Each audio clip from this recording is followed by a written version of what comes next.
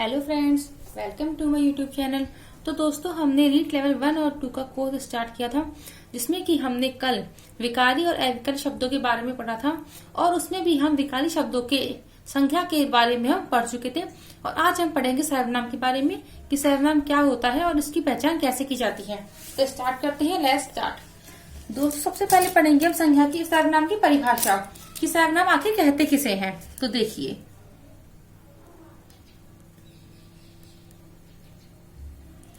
सर्वनाम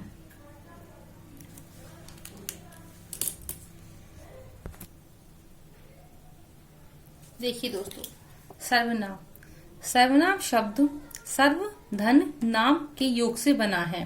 सर्व प्लस नाम, जिसका शाब्दिक अर्थ है सबका नाम, अर्थात संज्ञा शब्दों के स्थान पर प्रयुक्त होने वाले शब्दों को सर्वनाम कहते हैं। भाषा में संज्ञा शब्दों के आवृत्ति दोष से बचने के लिए सर्वनाम शब्दों का प्रयोग किया जाता है।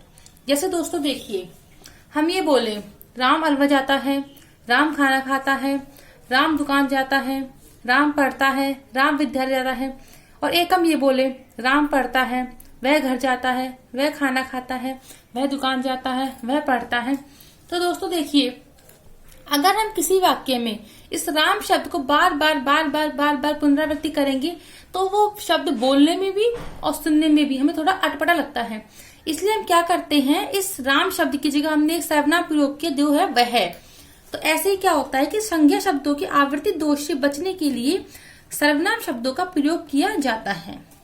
सर्वनाम शब्द कुल 11 होते हैं, जबकि सर्वनाम के 6 भेद होते हैं। सर्वनाम शब्द कौन कौन से होते हैं? मैं, तुम, यह, वह, कोई, कौन, कुछ, क्या, जो, सो और आप, ये हमारे सर्वनाम शब्द। लेकिन सर्वनाम के भेद कितने होते हैं? 6। कौन कौन से? पहला है हमारा पुरुषवाचक सर्वनाम, जिसमें आते हैं हमारे मैं और तुम, ये आते हैं हमारे पुरुषवाचक सर्वनाम में। दूसरा है निश्चयवाचक सर्वनाम, यह, वह। अनिश्चयवाचक कोई, कुछ, जिसमें अनिश्चित है कि कोई है, कुछ है, ये क्या है? अनिश्चित है हमारा। प्रश्नवाचक सर्वनाम में कौन, क्या। संबंधवाचक सर्वनाम जो और सो, इसमें क्या है? 2 वाक्यों के बीच संबंध बनाते हैं। और निजवाचक सर्वनाम आप। दोस्तों, ये आप है, ये आप का मतलब है जैसे कि मैं यह काम अपने आप कर लूंगा, मैं स्वयं कर लूंगा, उसके लिए हमने लिया है ये आप शब्द का प्रयोग। तो इस तरीके से दोस्तों हमने ये सर्वनाम के 6 के 6 भेद के नाम पढ़ लिए हमने। अब हम पढ़ते हैं पहले सर्वनाम का पहला भेद, कौन सा? पुरुषवाचक सर्वनाम। पहला कौन सा है हमारा?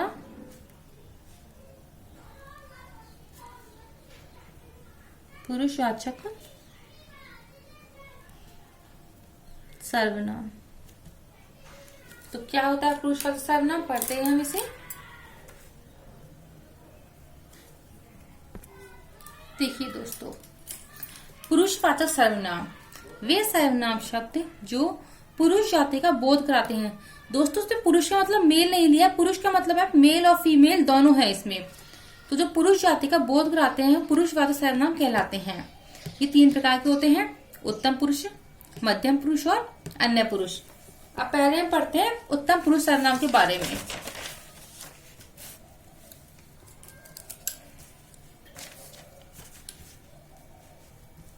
पहला है हमारा उत्तम पुरुष।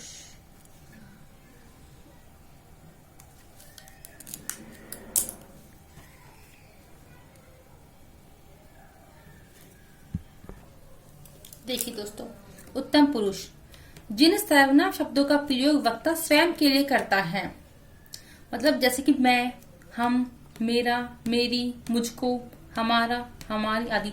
मैं ये काम खुद कर लूंगा, हम वहां जा रहे हैं, मेरा बैग कहाँ है, मेरी पुस्तक कहाँ है, मुझको अलवर जाना है, हमारा विद्यालय जाने का समय हो गया है, हमारी बस छूट जाएगी आदि। ये सब क्या है? हम स्वयं के लिए प्रयोग करते हैं शब्दों का, तो ये होते हैं हमारा उत्तम पुरुषवाचक सर्वनाम। अब दूसरा प्रकार कौन सा है हमारा? मध्यम पुरुषवाचक सर्वनाम। दूसरा प्रकार है हमारा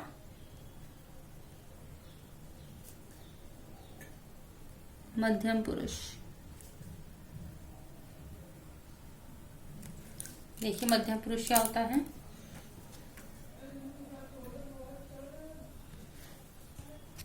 देखिए दोस्तों, मध्यम पुरुषवाचक सर्वनाम, जिन सर्वनाम शब्दों का प्रयोग वक्ता श्रोता के लिए करता है।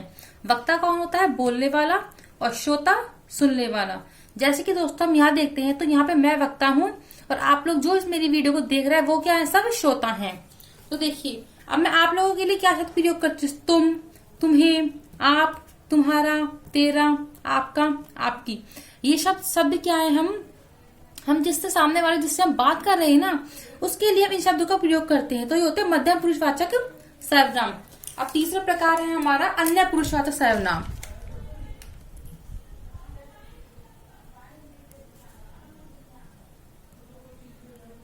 अन्य पुरुषवाचक सर्वनाम, तो इसे देखते हैं ये क्या होता है।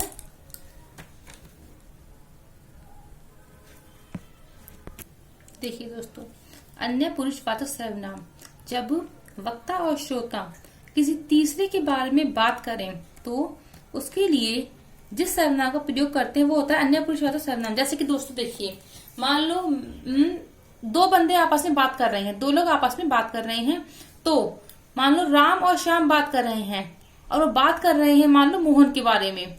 तो उसके लिए किसका प्रयोग करेंगे? यह का, वह का, ये का या वे का। ये होता है अन्य पुरुषवाचक सर्वनाम। मतलब कि इसमें क्या होता है दोस्तों कि दो व्यक्ति आपस में मिलकर किसी तीसरे व्यक्ति के बारे में बात करते हैं, तो उसके लिए जिस सर्वनाम का प्रयोग करते हैं वो होता है हमारा अन्य पुरुषवाचक सर्वनाम। दोस्तों आपको ये सब पुरुषवाचक सर्वनाम अच्छे समझ में आ चुका होगा। अब हम पढ़ते हैं सर्वनाम का दूसरा भेद, निश्चयवाचक सर्वनाम।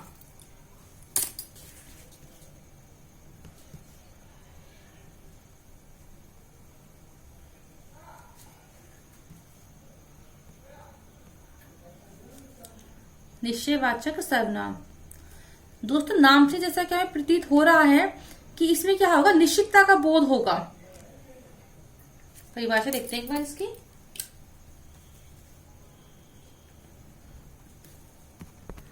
देखिए, निश्चयवाचक सर्वनाम, जो सर्वनाम शब्द किसी निश्चित स्थान, वस्तु, घटना का बोध कराए, निश्चितवाचक सर्वनाम कहलाते हैं। निश्चित या निश्चयवाचक सर्वनाम कहलाते हैं।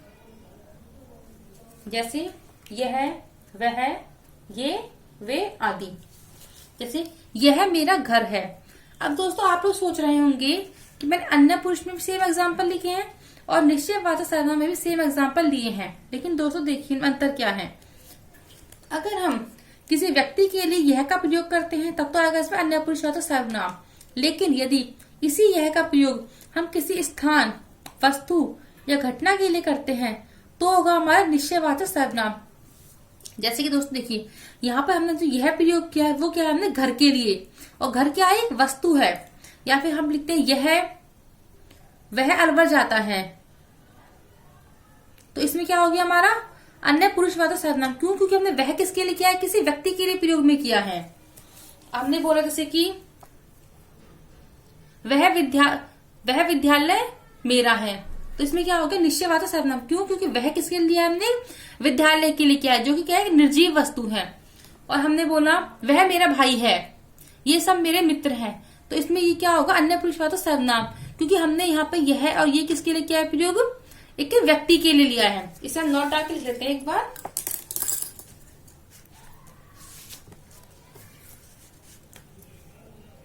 ताकि आपको ये चीज आगे याद रहे।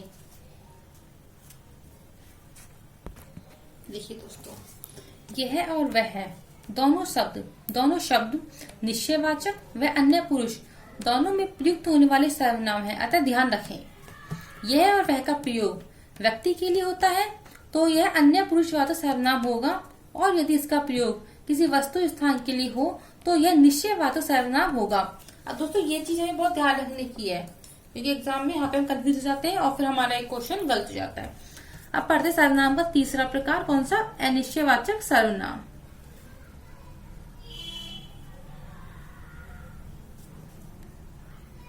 अनिश्चयवाचक सर्वनाम, दोस्तों निश्चयवाचक सर्वनाम में क्या था? किसी निश्चितता का बोध हो रहा था, और अनिश्चयवाचक सर्वनाम में क्या होगा? अनिश्चितता का बोध होगा। देखिए एक बार,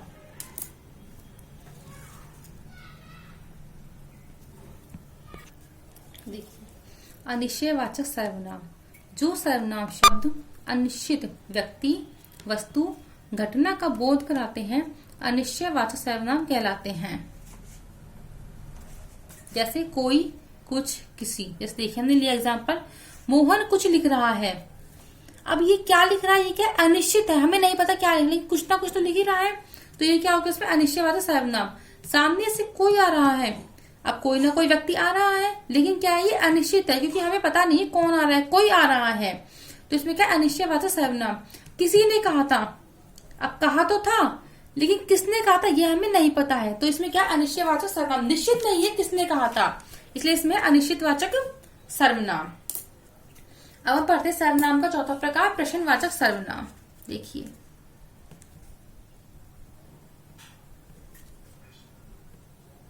प्रश्नवाचक सर्वनाम।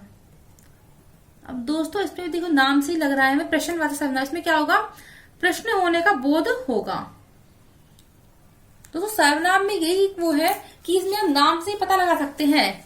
अब नाम देखा प्रश्नवाचक, तो प्रश्न का बोध होगा, अनिश्चयवाचक अनिश्चितता का बोध होगा, निश्चयवाचक निश्चितता का बोध होगा। तो देखिए प्रश्नवाचक सर्वनाम,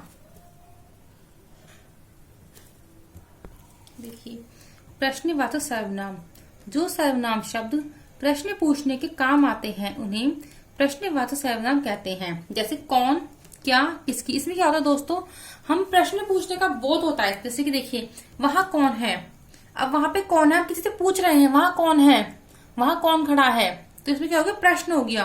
क्या लिख रहे हो, अब मैंने आप लोगों से प्रश्न किया क्या लिख रहे हो, तो ये क्या है, मैं आपसे प्रश्न पूछ रही हूँ, प्रश्न पूछने का बोध हो रहा है। किसकी पुस्तक खो गई, किसकी पुस्तक खो गई, इसमें क्या है, मैं आपसे प्रश्न पूछ रही हूँ कि किसकी पुस्तक खो गई। तो इन सब में क्या है हमारा प्रश्नवाचक सर्वनाम। अगला पढ़ते हैं संबंधवाचक सर्वनाम। पांचवा प्रकार है हमारा ये।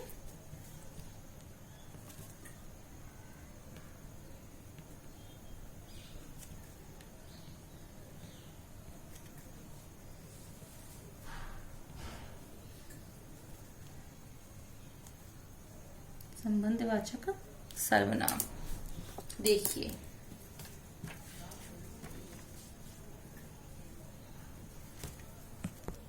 देखिए दोस्तों, संबंधवाचक सर्वनाम, जो सर्वनाम शब्द किसी एक वाक्य या उपवाक्य का संबंध किसी दूसरे वाक्य या उपवाक्य से बताते हैं उन्हें संबंधवाचक सर्वनाम कहते हैं। जैसे जो, सो, जैसा, वैसा, जितना, उतना आदि। जैसे जो जागेगा सो पाएगा, जैसा करोगे वैसा भरोगे, जितना बोओगे उतना काटोगे। देखिए दोस्तों इसमें क्या है, जो और सो में क्या है, संबंध बन चुका है। जैसा और वैसा में क्या है, संबंध है। एक वाक्य का संबंध दूसरे वाक्य से किया है, उपवाक्य से। इसमें जितना का संबंध उतना से है। अब देखिए दोस्तों इसमें ना जो और सो दोनों है, लेकिन अपन मेनली किसको मानेंगे, जो को ही मानेंगे। इसमें किसको मानेंगे, जैसा को। इसमें किसको मानेंगे, जितना, क्योंकि ये तो क्या है सहसंबंध बना रहा है, लेकिन मेन तो क्या है इसमें हमारा यही है, जितना है, जैसा है, जो है। तो मतलब इसमें क्या कह सकते हैं हम, इसमें एक उपवाक्य या वाक्य का संबंध दूसरे उपवाक्य या वाक्य से होता है। ये हो गया हमारा संबंधवाचक सर्वनाम। अब हमारा सर्वनाम का लास्ट प्रकार है कौन सा, निजवाचक सर्वनाम।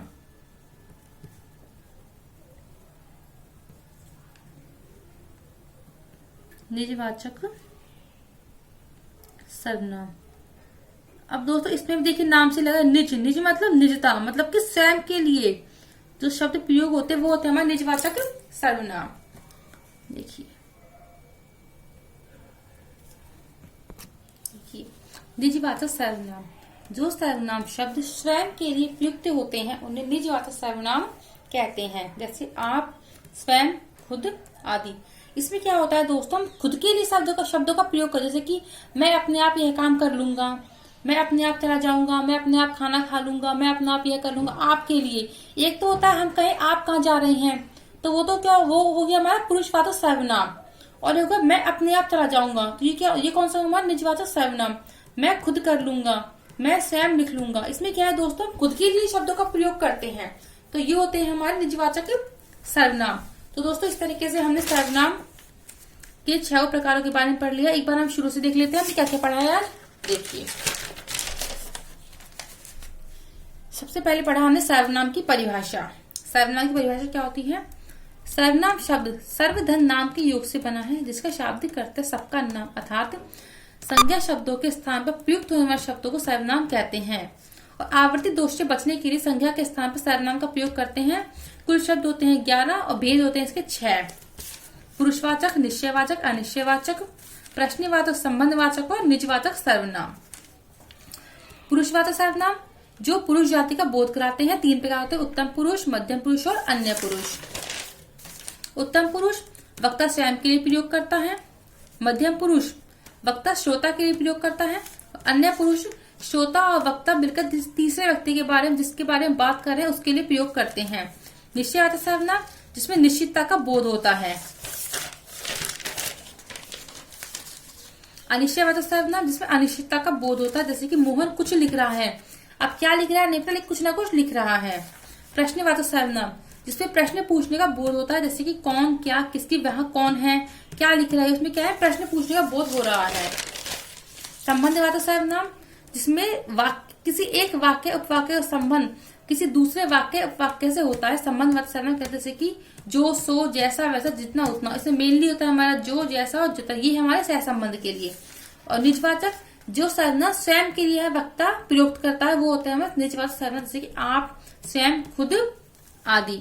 मैं अपने आप चली जाऊंगी, मैं खुद कर लूंगा, मैं स्वयं लिख लूंगा, ये सब क्या है हमारा निजवाचक सर्वनाम।